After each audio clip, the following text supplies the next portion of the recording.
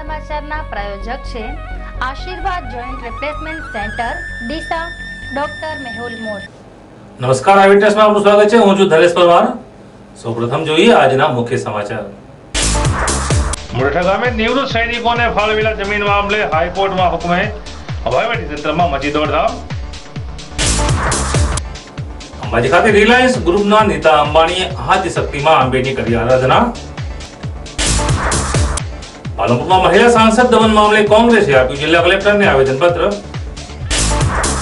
અને ધાનેરામાં યુજીવીસીએલના છબરડા, સાબરકાંઠાના બિલો ઘુસાડાયા બનાસકાંઠામાં। હવે જોઈએ સમાચાર વિસ્તારથી। ડીસા તાલુકાના મુરઠા ગામે રાજ્ય સરકાર દ્વારા જરૂરિયાતમંદ એવા 15 સૈનિકોને સર્વે નંબર 5 પૈકીની 12 હેક્ટર જેટલી જગ્યા વર્ષ 2007માં ફાળવવામાં આવી હતી। જોકે સરકારનો જમીન ફાળવણીનો સૈનિકો માટેનો આ હુકમ માત્ર કાગળ પરનો હુકમ પુરવાર થયો હતો અને ખેડૂત પોથી તેમજ 7/12ના ઉતારા ધરાવતા નિવૃત્ત લાભાર્થી સૈનિકોને ફાળવેલી આ જમીન પર માથાભારે ઇસમોએ દબાણ કર્યું હતું, જેથી સૈનિકોની સ્થિતિ લાચાર બની હતી। જે બાદ દેશ માટે ન્યોછાવર સૈનિકોની મદદે કાઉન્સિલ ફોર સોશિયલ જસ્ટિસની ટીમ આવી હતી, જેઓએ સ્થાનિક લેવલે ન્યાયની લડાઈ હાથ ધરી હતી। પરંતુ વહીવટીતંત્રની ઘોર નિષ્કાળજીએ આ સૈનિકોને તેમના હકની અને તેમના નામે ચાલતી જમીનનો કબજો મળ્યો ન હતો। જે બાદ આ સમગ્ર મામલો નામદાર ગુજરાત હાઈકોર્ટમાં પહોંચ્યો હતો અને પીડિત સૈનિકોએ નામદાર હાઈકોર્ટમાં સિવિલ રીટ પિટિશન દાખલ કરી હતી, જેમાં રીટ પિટિશન નંબર 659, 660 તેમજ 661 વર્ષ 2012 થી દાખલ થયેલી પિટિશનની સુનાવણી હાઈકોર્ટના જસ્ટિસ અનંતભાઈ દવે દ્વારા હાથ ધરાઈ હતી, જેઓએ ન્યાયિક ચુકાદાએ જિલ્લા કલેક્ટર બનાસકાંઠાને હુકમ કરેલ કે પીડિત એવા અરજદારોને ગ્રાન્ટ થયેલી ખેતી વિષયક જમીનનો કબજો તાત્કાલિક અસરથી સોંપી દેવો અને થયેલી કાર્યવાહીની વિગતો સાથે નામદાર હાઈકોર્ટમાં નવી સુનાવણી તારીખ 7મી મે 2012ના રોજ હાજર રહેવું। આવો ન્યાયિક હુકમ થતાં જ પીડિત સૈનિક પરિવારમાં ખુશીનો માહોલ છવાયો હતો। જ્યારે સામાપક્ષે નામદાર હાઈકોર્ટના હુકમની અમલબજાવણી માટે સમગ્ર વહીવટીતંત્ર દોડતું થયું હતું, જેમાં આજરોજ ડીસાના નાયબ કલેક્ટર પીકે હડુદા તેમજ મામલતદાર નવલદાનજી ગઢવીની આગેવાની તળે સિટી 7ની ટીમ તેમજ 3 પીએસઆઈ અને 30 પોલીસ જવાનોનો કાફલો મુરઠા ગામે પહોંચ્યો હતો। જે બાદ વહીવટીતંત્ર મુરઠા ગામની સૈનિકો માટે ફાળવાયેલી અને રીઢા દબાણદારોએ કબજો કરેલી જમીન જેસીબી મશીન વડે ખાલી કરવાની કામગીરી હાથ ધરી હતી। હાલની તાજા કાર્યવાહી 3 સૈનિકોને તેઓની હકની જમીનનો કબજો સુપ્રત કરવામાં આવેલ છે, જેનાથી સૈનિકો માટે લડતી કાઉન્સિલ ફોર સોશિયલ જસ્ટિસની ટીમ અને સૈનિક પરિવારમાં ન્યાય મળતા ખુશી છવાઈ હતી।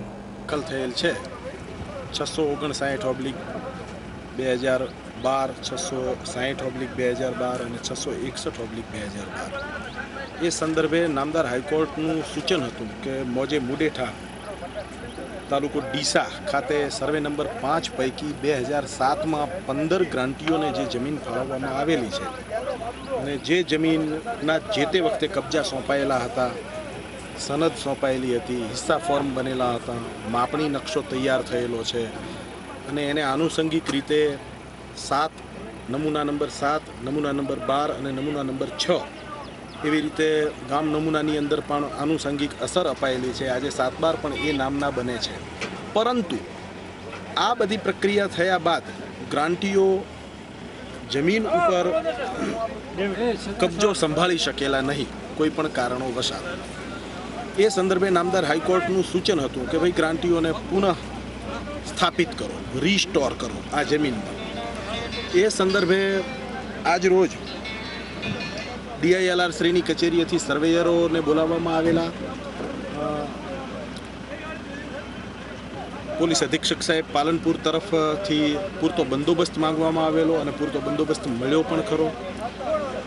એ બંદોબસ્ત DILRની ટીમ અને મારી કચેરીની ટીમ આજે સવારે 10 વાગ્યાથી મુડેઠાની અંદર સર્વે નંબર 5 પૈકીની જમીનમાં 2007માં આ જે 15 ગ્રાન્ટીઓને જમીન ગ્રાન્ટ થયેલી એને પુનઃ કબજા સોંપવા માટેની પુનઃ માપણી કરી અને એ કાર્યવાહી જે છે એ અત્યારે હાલ પણ ચાલુમાં છે। મોટાભાગના ગ્રાન્ટીઓને કબજા સોંપાઈ ચૂક્યા છે, થોડા ગ્રાન્ટીઓની માપણીની પ્રક્રિયા હજી બાકીમાં છે। એ સાંજ સુધીમાં એ માપણી થઈ જાય એટલે કબજા સોંપાઈ જશે। 1,54,525 એકર જમીન ગુજરાત સરકારે કબજો લઈને લોકોને ડિસ્ટ્રીબ્યુશન કર્યું છે.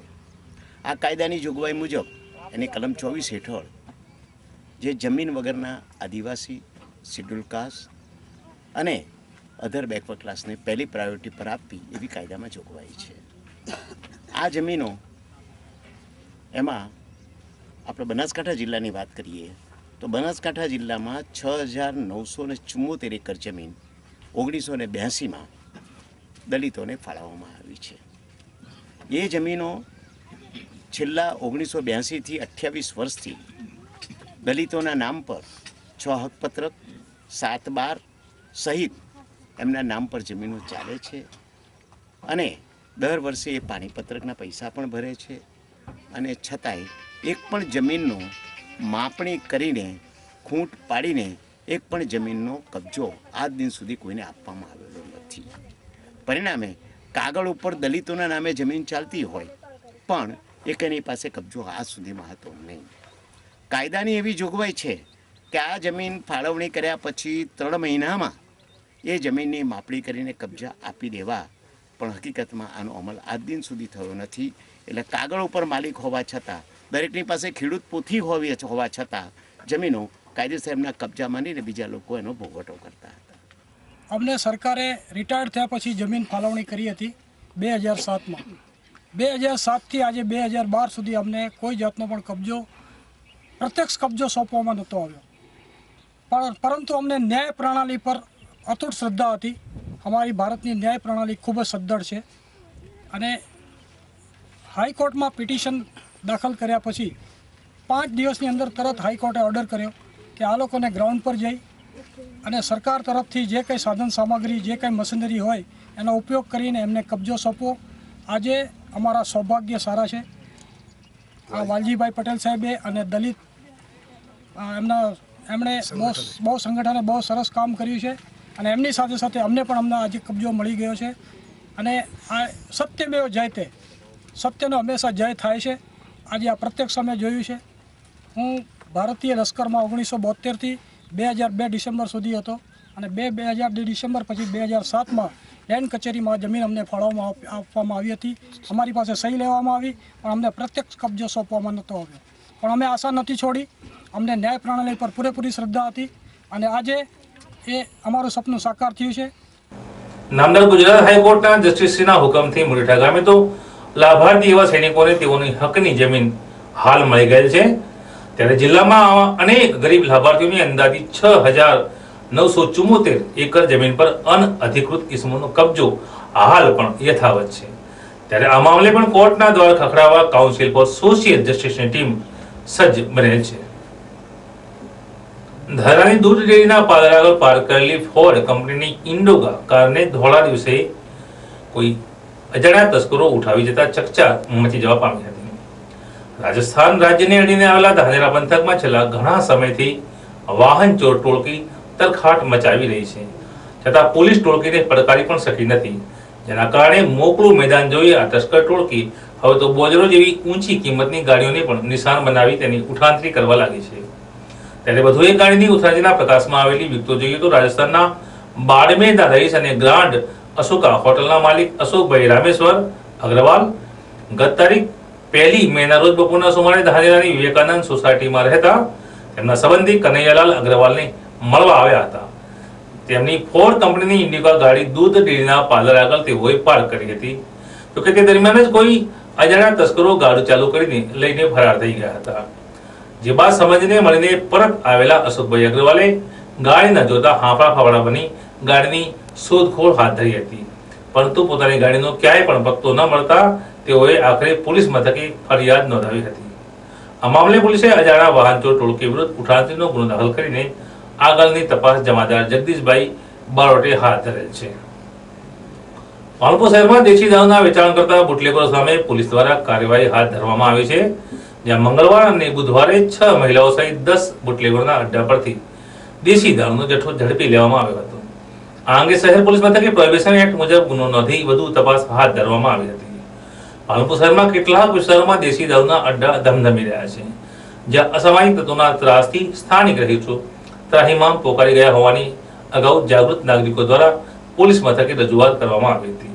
જેના પગલે જિલ્લા પોલીસ વડા અશોકકુમાર યાદવની સૂચનાથી પોલીસે મંગળવારે અને બુધવારે શહેરના જુદા જુદા વિસ્તારોમાં ઓચિંતા દરોડા પાડી, જેમાં મહેશ ઉર્ફે માઇકલ દુધાભાઈ દલિત, જુનાગંજ સામે પાલનપુર, કાનજીભાઈ નાથાભાઈ પરમાર, વડલીવાળો ગુરુ પાલનપુર, અમરબેન ચમનજી ઢૂંઢિયાવાડી પાલનપુર, ભારતીબેન રાજુજી ઠાકોર અશોક સોસાયટી પાલનપુર, શાંતાબેન ધર્માજી જામપુરા વિસ્તાર પાલનપુર, ઈશ્વરજી મગનજી ઠાકોર જામપુરા વિસ્તાર પાલનપુર, નંદાબેન ભીખાજી ઠાકોર દિલ્હી ગેટ વિસ્તાર પાલનપુર, બંટી ગજરાજ બાવરી પ્રકાશનગર પાલનપુર, રીમુબેન સુરસિંહજી ઠાકોર ગોબી રોડ વિસ્તાર પાલનપુર, મમતાબેન લવજીભાઈ ઠાકોર પાલનપુર વાળાઓની અટકાયત કરીને કાયદેસરની કાર્યવાહી હાથ ધરી હતી.